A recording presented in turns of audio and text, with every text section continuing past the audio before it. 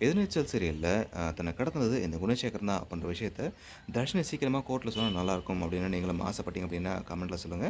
So எத்தனை பேர் ஆசைப்படுறீங்க அப்படின்றத நாம தெரிஞ்சுக்கலாம். இப்போ தர்ஷினி வந்து வீட்டுக்கு அழைச்சிட்டு வந்துட்டாங்க. ஆனா இதில எந்த ஒரு பலனும் இல்ல அப்படின்னு தான் சொல்லணும். காரணம் இந்த குணசேகரன் பிளான் பண்ணி தான் தர்ஷினிய வீட்டுக்கு அழைச்சிட்டு வந்திருக்காரு. ஸோ தர்ஷினி வந்து இப்போ அ மனசாலயும், உடம்புலயும் பாதிக்கப்பட்டிருக்காங்க. ஸோ அவங்க ஒரு தெளிவா இல்ல அப்படின்றதால, ஸோ தர்ஷினி இப்படியே வச்சிருந்தா தான் நமக்கு வந்து ஆபத்து கிடையாது. ஸோ நம்ம மாட்ட மாட்டோம் அப்படின்றதுக்காகவே இந்த குணசேகரன் தர்ஷினிய வீட்டுக்கு வந்து அழைச்சிட்டு வந்திருக்காரு. யாரையும் பார்க்க விட மாட்டேங்கிறாரு. குறிப்பா இப்போ ஈஸ்வரி வீட்டுக்கு வந்திருக்காங்க. ஈஸ்வரி வந்தும் அந்த பொண்ணோட அம்மா வந்தும் கூட அ அவங்கள பார்க்க விட மாட்டேங்கிறாங்க.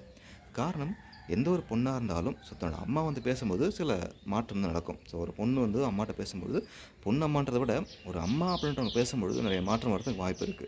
ஸோ அது நடந்துறக்கூடாது. எங்க நம்ம மாட்டி விட்டுருவோம்ல, நம்ம மாட்டிப்போம் அப்படின்றதுக்காகவே குறிப்பா ஈஸ்வரிய வந்து பேச விடாம இந்த குணசேகரன் பண்ணிட்டுருக்காரு. ஸோ அப்படியே ஒரு ரூம்ல போட்டு தர்ஷினிய முடக்கி வச்சு, அவங்கள எதுக்கும் பலன் இல்லாத மாரி ஆக்குறதுக்கு இந்த குணசேகரன் பண்ணிட்டுருக்காரு.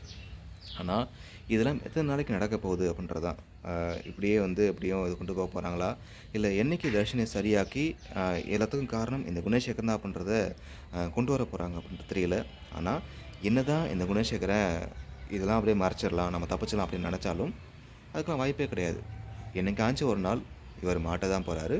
ஸோ அது என்னைக்கு, எப்படி நம்ம தர்ஷினி வந்து இதில மீண்டு வந்து, இதுக்கெல்லாம் காரணம் இவர் தான் அப்படின்றத சொல்லப் போறாங்கன்றத பார்க்கலாம். ஸோ உங்களோட கருத்துக்கள கமெண்ட்ல பதிவு பண்ணுங்க. இந்த வீடியோ புடிச்சிருந்தா லைக் பண்ணுங்க.